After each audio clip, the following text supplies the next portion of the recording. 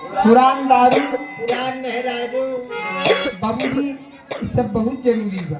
बा आई लड़का सही कहत बा कि पुरान मेहरारू जे करे घरे में बुढ़िया दाई हरे हैं न गई दुआरे बैठी हैं तो नैकिन गलत रास्ता न जाई पाई। बा अकेले गलत रास्ता पकड़ी चल रही तो देखा मास्टर साहब पुराना गीत रहा का अहिरउआ भी रहा एक कछारे में दादा हरे काने मंगली में उनके बैठ के गावत रहा। हाँ सही का कहा मास्टर साहब अरे कहाँ काले घाट के पानी न पीबे मोरी भौजी मोरी भौजी मोरी भौजी कहाँ काली मिर्चिया न अरे कहाँ काले बलमुआ के संग हमारे सोबे मोरी भौजी मोरी भौजी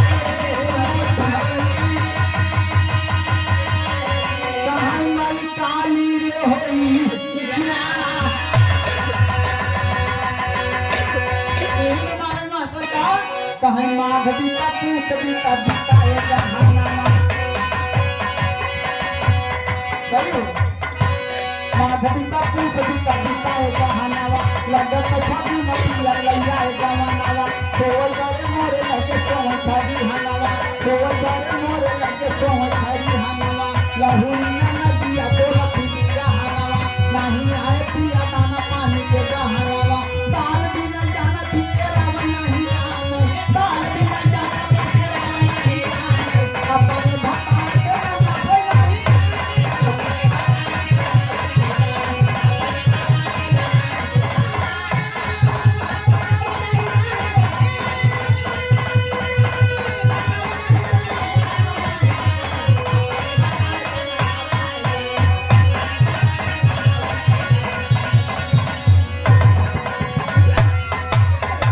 आदरणीय श्रीमान आस्था टंडहा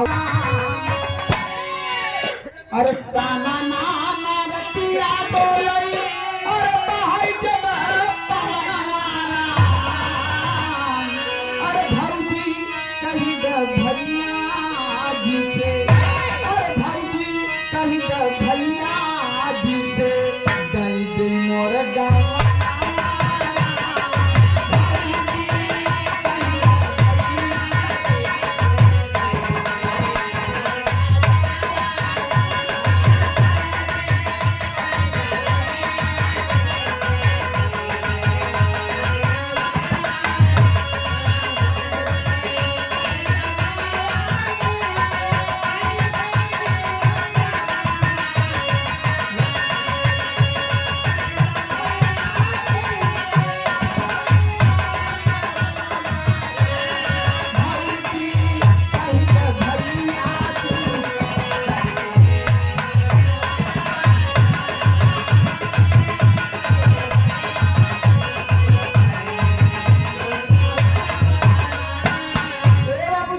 कौनो ननद अपने भौजाई से कहता है भौजी भैया से कह दे तू तो हमारो यहाँ दाई एक हनुमान लहान तहान लह जात काहे कि कोनो बिटिया बहन अपने माँ बाप अपने भाई से नहीं कहेगी कि अब हमारो बियाह कराई अपने भौजाई से अपने महतारी से कह सकत है मास्टर साहब का कहे भौजी जाप तो लेकिन हम कुछ चाहे न चाहे का कहे सोना न चांदी चाहे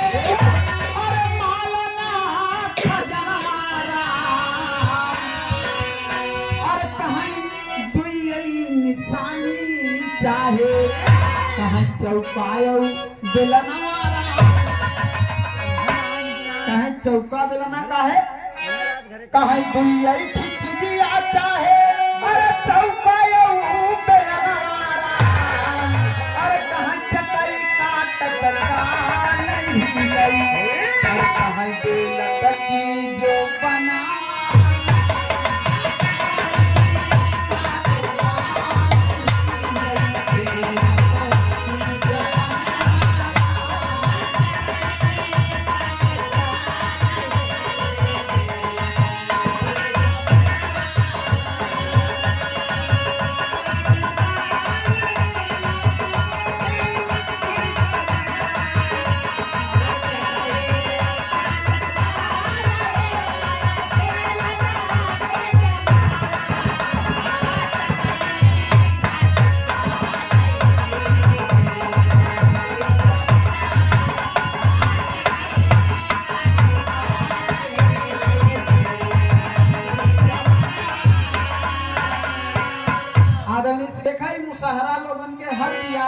अलग अलग गीत होत रहे।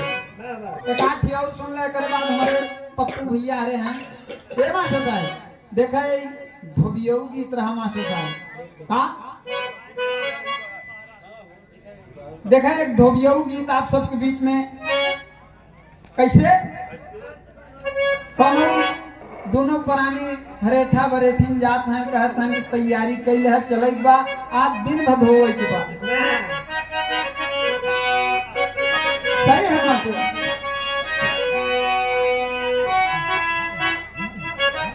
का कहे मास्टर साहब अरे कहीं मोटे मोटे बचवा पाऊ हो करे अरे कहीं मोटे मोटे बचवा पाऊ हो करे फिर जाए होए ककरा के घाट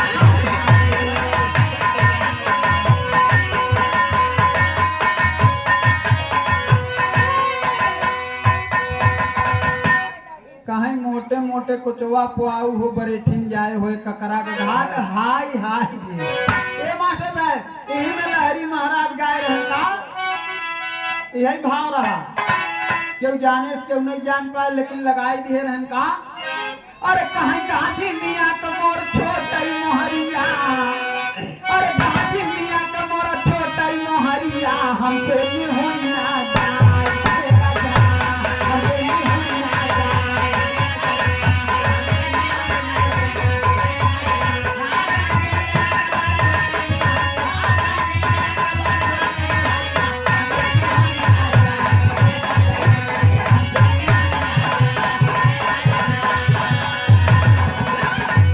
अरे कहाँ चलते चलत मोर पौवा पिराने अरे चलते चलत मोर पौवा पिराने रौजानी अरे कही दे रौजानी अरे कही दे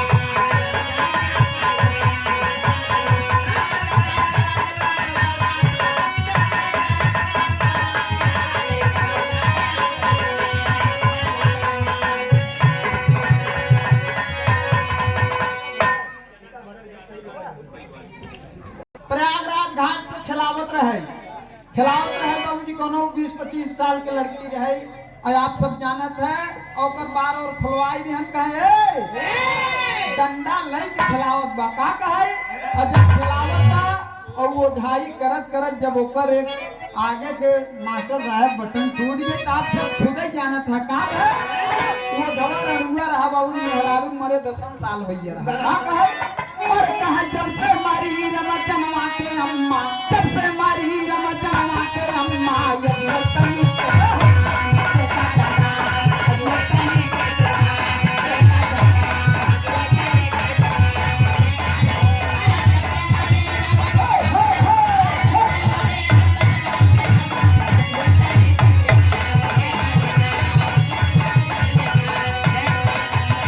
ए बाबूजी और जब से मरी रमजनवा के अम्मा का दिखान आप सब बैठा है एमे के लिखेस का लिखेस के गाय जौन हमहू सुना लहाई दिया समझ एमे ना हमारे गवैये की गलती बन सुनवैये के गलती बा लिखई वाले की ए मास्टर साहब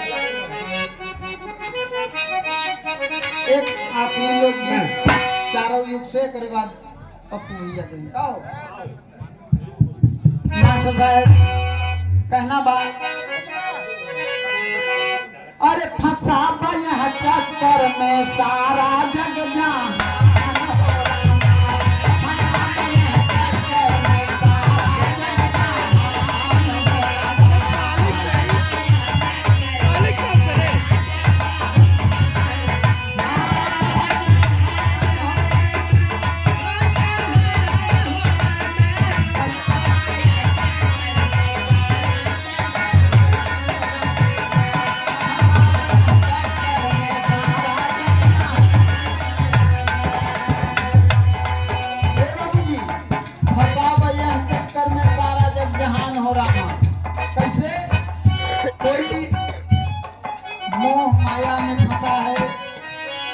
कोई धन में बाबूजी ये मृत्यु लोक में आकर इंसान कहीं न कहीं विलुप्त है मोह माया में। तो कहना पड़ा मास्टर साहब, अरे निर्गुण निराकार चक्कर चक्कर में ज्ञानी कर विचार।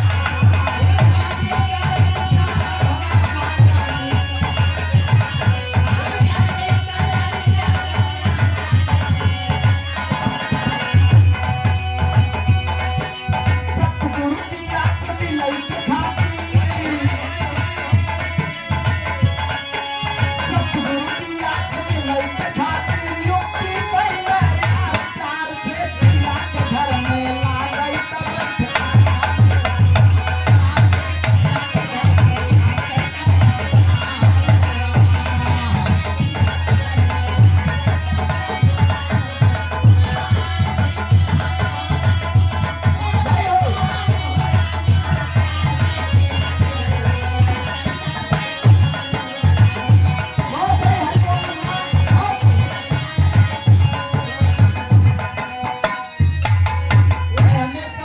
बाबूजी निर्गुण निराकार चक्कर में ज्ञानी करे विचार। और सतगुरु पिया से मिले के खातिर युक्ति कैले यार।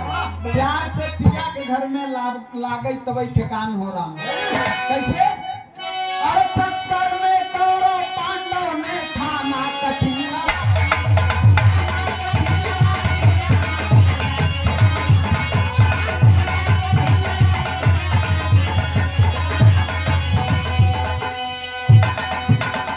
आदरणीय। चक्कर में कौरव पांडव ने ठाना कठिनाई।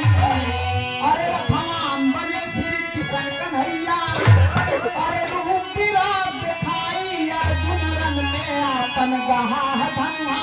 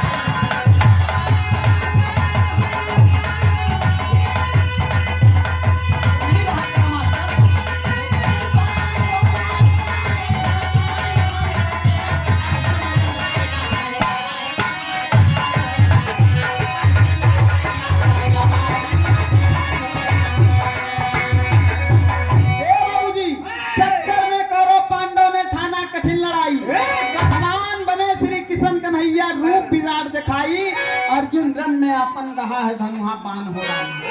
ये मास्टर साहब आगे कहना पड़ा। अरे चक्कर में राजा इंद्र गौतम के घर पे जाई। गौतम ऋषि के यहाँ बाबूजी चला गए। कहें सबसे सुंदर स्त्री कौन है?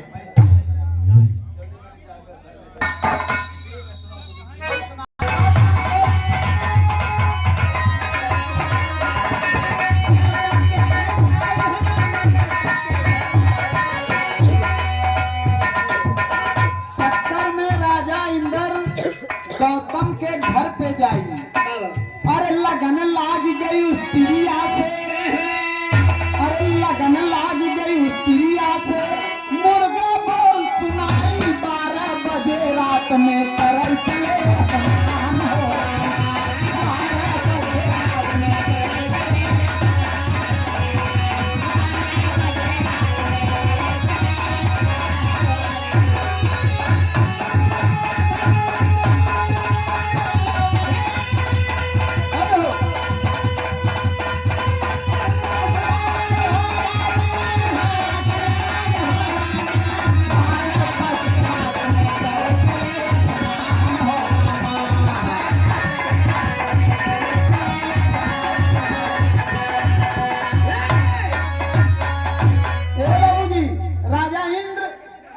चंद्रमा के साथ मिलके अहिल्या के इज्जत से खेलना चाहा।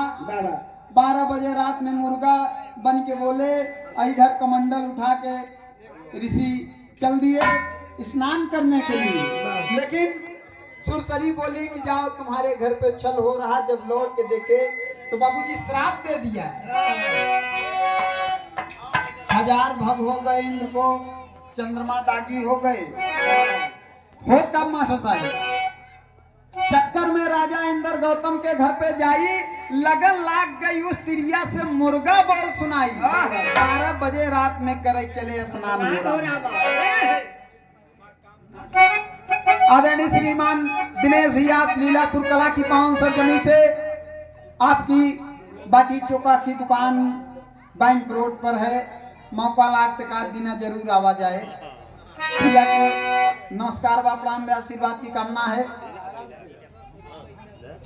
सीता किया हरनवा, चौथा के चक्कर में रावण हरण कर लिया माई सीता की। और चक्कर में दसी रावण सीता किया हरनवा।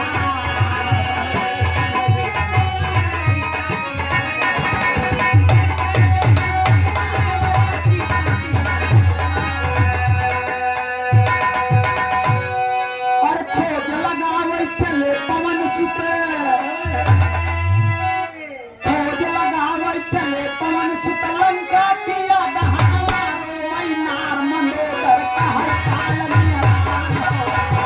रोई नार मंदोदर कहै काल नियरान। रोई नार मंदोदर कहै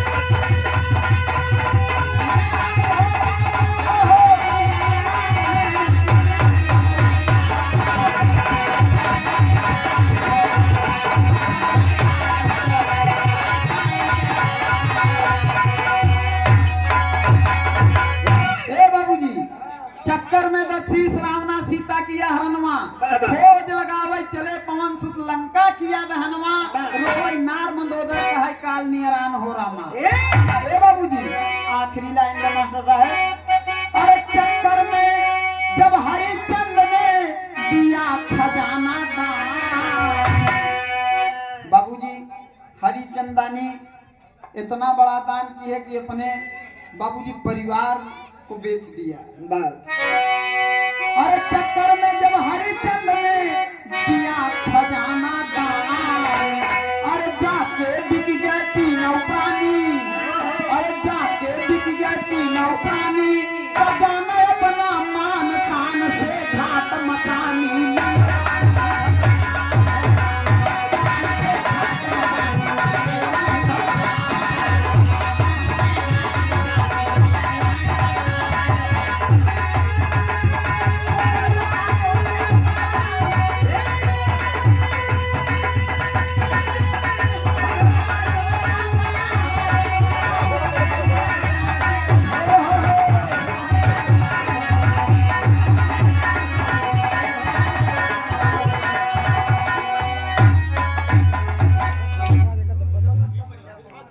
अब आदरणीय श्रीमान जटाशंकर यादव जी रानीपुर की पावन सरजमी से इस पहाड़